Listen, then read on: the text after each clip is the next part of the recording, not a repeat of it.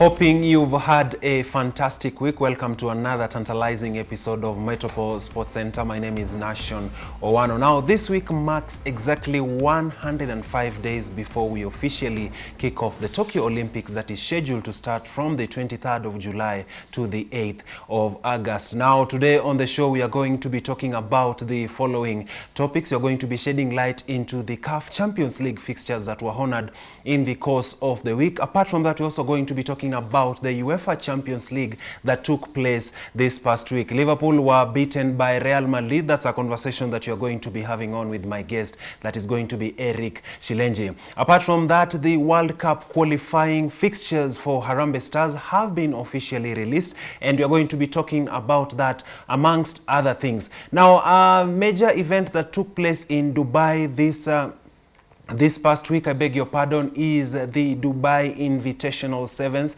that saw the Kenya Shujaa team and the Kenya Lionesses travel out of the country to represent our nation. Now, the following is just how the fixtures stack up in the World Cup qualifier. That is, Harambee Stars is going to be playing against the following teams. Now, in the first tier that is expected to be played on the 5th and the 6th of June, Kenya is going to be playing against Uganda, and then it's going to be facing Rwanda in a return leg on the 12th and the 3rd of June. And Mali versus Kenya, the fixture is going to be honored on 3rd and 4th of September. And Kenya versus Mali, the game is going to be played the 6th and 7th September. Uganda versus Kenya is going to be played on the 6th of October, 6th or 7th of October, and then Kenya versus Rwanda, the return fixture is going to be played between either 11th or the 12th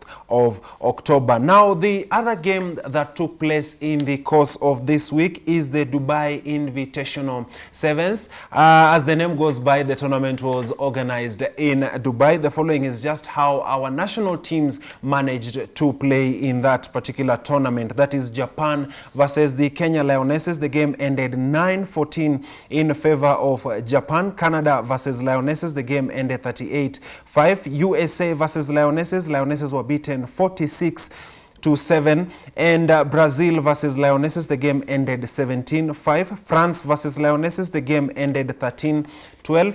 And France versus Lionesses, the team was beaten 43-0 by France. In the other fixture that pitted Shujaa versus Chile, Shujaa beat Chile 39-7, and then Shujaa versus France, the game ended 19-19, and then Shujaa versus Spain, the game ended 14-15 in favor of Spain, and then Shujaa versus Japan, the game ended 31-14, Shujaa versus Canada 21-19, and then finally Shujaa versus France, the game ended 5-17 in favor of France. Still ticking to matters rugby, the team is seen to be preparing for the Tokyo Olympics, as I had mentioned at the beginning of the show, that is scheduled to be played exactly approximately 105 days from now. In case you're wondering which dates the Tokyo Olympics is going to be taking place, the tournament is going to be taking place between the 23rd of July to the 8th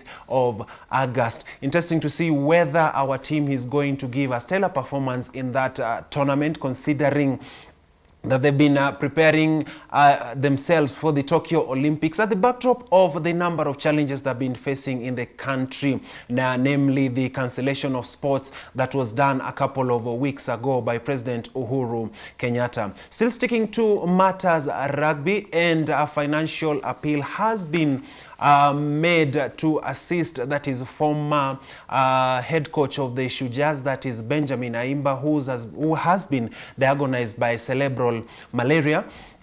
The funds drive is to assist in his treatment. Now, that wraps up the first part of the show. We take a short commercial break. After the break, I'm going to be joined by our African analyst, that is Eric Shilenji. We are going to be talking matters Champions League, both CAF Champions League and the UEFA Champions League. See you after the break.